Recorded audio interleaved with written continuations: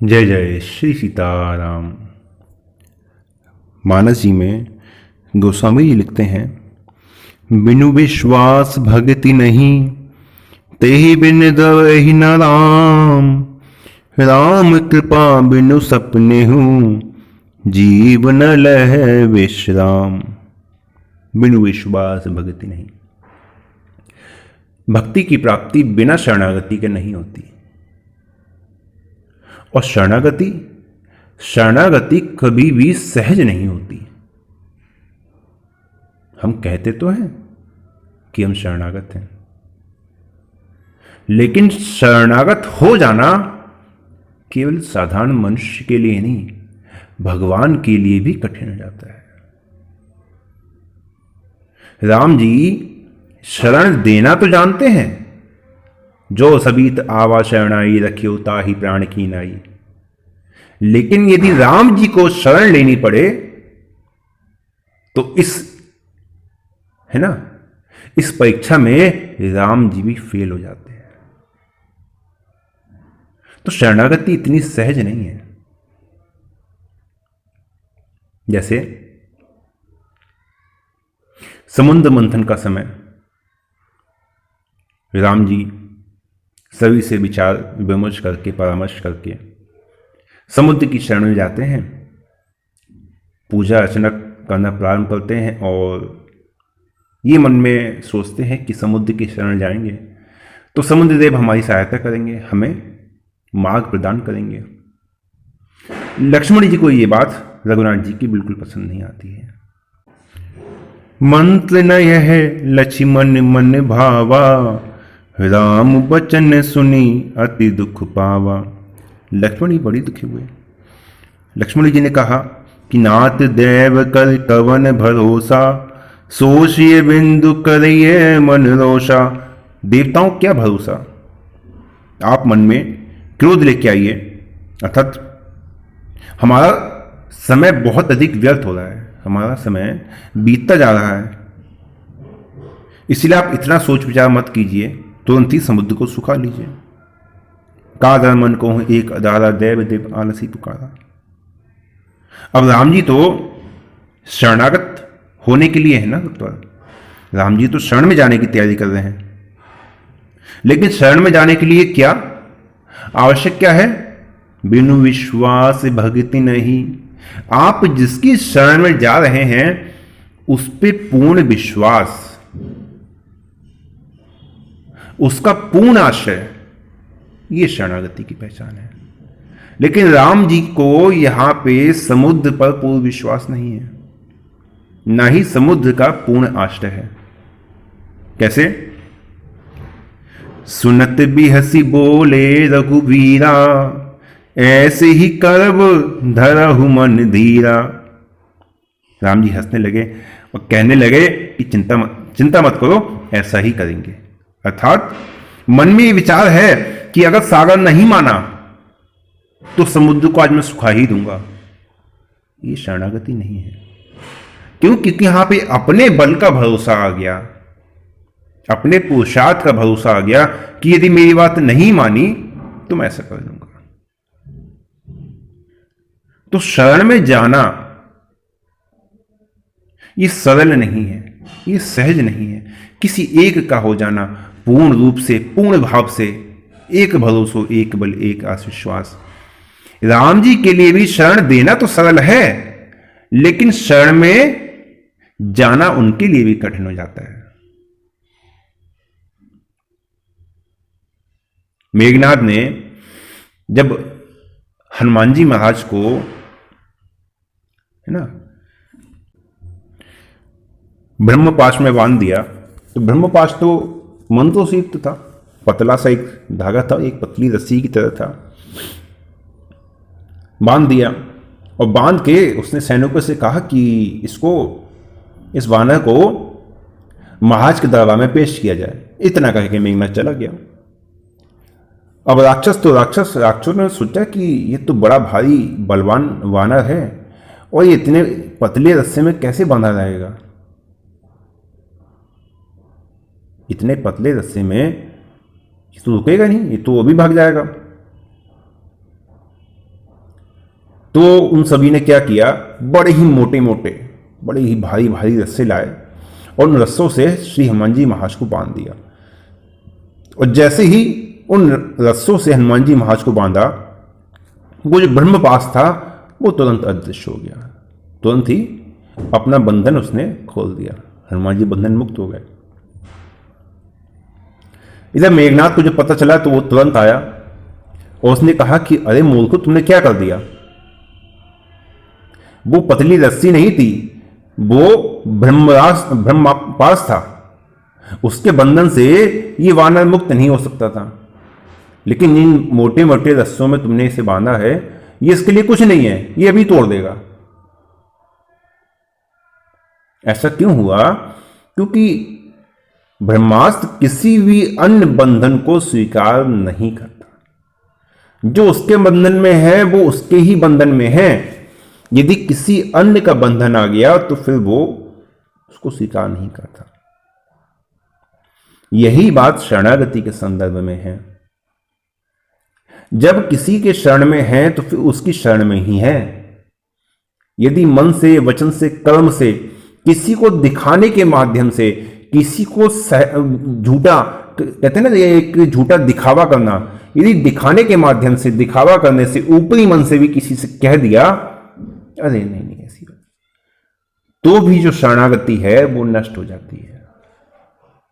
शरणागति का व्रत भंग हो जाता है, क्योंकि शरणागति किसी अन्य का बंधन स्वीकार नहीं करती। एक माता जी थी,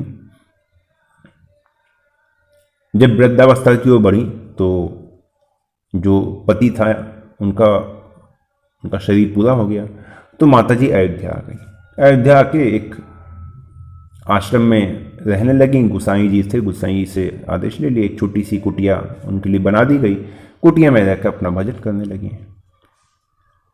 छोटे से ठाकुर जी रख लिए, अपना दिन रात भजन करती। भजन में धीरे धीरे ऐसी तल्लीनता आ गई, घर वालों ने भी पूछना बंद कर दिया, कहाँ गई, कौन गई। माता जी ने सोचा तो यही है हमारे लिए, हमारा ठाकुर हमारे लिए यही है। धीरे धीरे उनकी जो भक्ति थी वो शरणागति में परिवर्तित हो गई। अब शरीर बहुत अधिक वृद्ध हो गया, उठना बैठना भी मुश्किल से होने लगा। तो राम जी ने सोचा कि माता जी को बड़ा कष्ट होता है, तो माता जी का थोड़ा सा सहायता कर दी जाए। तो धीरे धीरे राम जी माता जी के सन्मुख आने लगे। कभी माता जी चावल बनाती तो राम जी उसमें सहायता कर देते, कभी दाल चढ़ा देते, कभी माता जी का पानी खत्म हो जाता तो राम जी जाके सरयू जी से पानी भर के ले आते। इस प्रकार माता जी के साथ राम जी रहने लगे। माता जी भी कहती हैं अरे लाला ये काम कर दो, लाला ये काम कर दो। राम जी भी माता जी के साथ रहने लगे। समय धीरे धीरे बीतता गया। एक दिन माता जी के शरीर के संबंधी माता जी के पास आए और माता जी से कहने लगे कि मैया ठीक हो ना, यहाँ पे कोई समस्या, कोई दिक्कत तो नहीं है। अब माता जी के मन में क्या भाव था ये तो रघुनाथ जी जाने। माता जी ने उनसे कहा अरे तुम लोगों ने तो हमारी खबर भी नहीं ली, हम तो सोचते थे कि तुम लोग कहीं हमारी खैर खबर लोगे। हम तो तुम्हारे भरोसे यहाँ चले आए कि कम से कम तुम लोग आते जाते रहोगे, हमारी खैर खबर लेते रहोगे, लेकिन तुम तो बिल्कुल हमें भूल ही गए। तुम लोगों ने तो बिल्कुल हमें भुला दिया। बताओ हम किसके सहारे यहाँ पड़े रहे। अब शरणागति तो भंग हो गई, अन्य का आश्रय हो गया।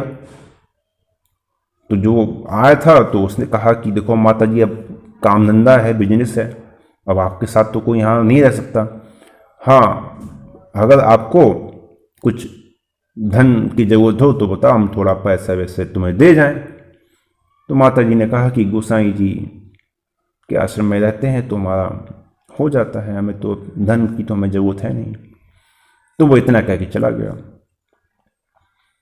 अब अगले दिन से माता जी के सामने ठाकुर जी का आना बंद हो गया। माता जी बड़ी परेशान, क्या बात है, क्या बात है, क्या हो गया, क्या हो गया। देखते देखते 2 दिन बीत गए, 3 दिन बीत गए, माता जी ने खाना नहीं खाया। चौथे दिन गोसाई जी के पास पहुंची, गोसाई जी को सारी बात बताई। तो गोसाई जी राम जी के पास गए और बोलने लगे कि प्रभु ये क्या हुआ, कोई बात है, किसी बात से नाराजगी है तो कहो। नहीं बोले राम जी। तो गोसाई जी समझ गया कि कहीं ना कहीं बात थोड़ी गंभीर है। एकांत में गए और कुछ भोग भोग पकाया राम जी को, कुछ पाओ आराम से, और अब बताओ क्या बात है।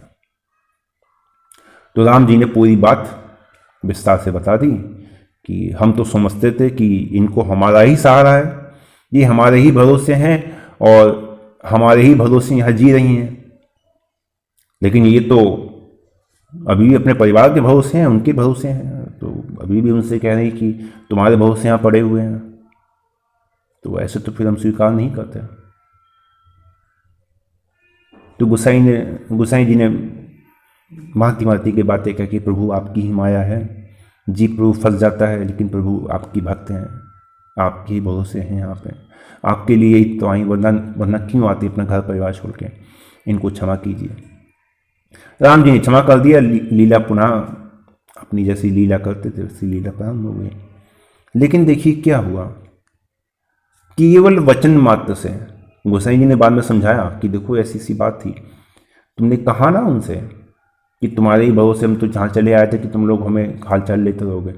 केवल वचन मात्र से भी यदि किसी की शरण हो गए, यदि किसी का भी छोटा सा भी किसी का कोई आश्रय हो गया, यदि किसी का थोड़ा सा भी बल हो गया, तो शरणागति नष्ट हो जाएगी। एक भरोसो एक बल, एक आस विश्वास, एक राम रघुनाथ हित, चातक तुलसीदास। केवल एक उनके भरोसे, केवल एक उनके आश्रय, और कोई नहीं, कोई नहीं, कोई नहीं, कोई भी नहीं, केवल उन्हीं का बल, उन्हीं का भरोसा, उन्हीं की आस, उन्हीं से ही विश्वास। तो जिस प्रकार ब्रह्मास्त्र स्वयं के अतिरिक्त किसी अन्य का बंधन स्वीकार नहीं करता, उसी प्रकार शरणागति स्वयं के अतिरिक्त किसी अन्य का आश्रय, किसी अन्य का बल, किसी अन्य का भरोसा स्वीकार नहीं करती। तो भैया शरणागत होने के बाद भी यदि थोड़ी सी भी चूक हो जाए, थोड़ी सी भी कहीं भूल हो जाए, तो शरणागति नष्ट हो जाती है। इसलिए बड़े ही सावधान रहने की आवश्यकता है। जिनके हो गए उनके हो गए बस। इसलिए गोस्वामी जी मैंने पत्रिका में लिखते हैं, शंकर साखी जो राखी कहूं, कछु तो जरि जीह गरो, अपनो भलो राम नाम हिते, तुलसी समुझी परो, भरोसो जाही दूसरों को करो। दूसरे का भरोसा किस लिए? इसलिए आशा एक राम जी से, दूजी आशा छोड़ दे, नाता एक राम जी से, दूजा नाता तोड़ दे। आज के लिए यही विश्राम देते हैं। जय जय श्री सीताराम।